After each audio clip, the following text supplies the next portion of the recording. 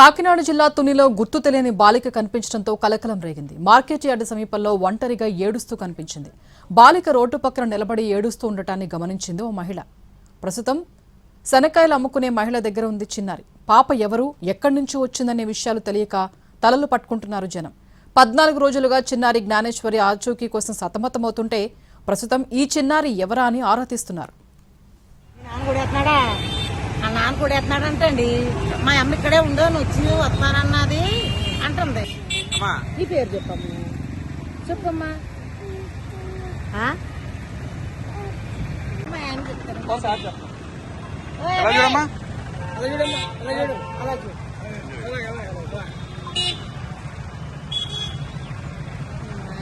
మీ నాన్న కూడా ఎత్తున్నాడా?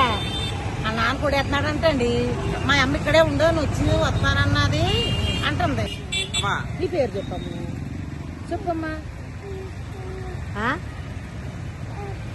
మా ఆయన చెప్తాను.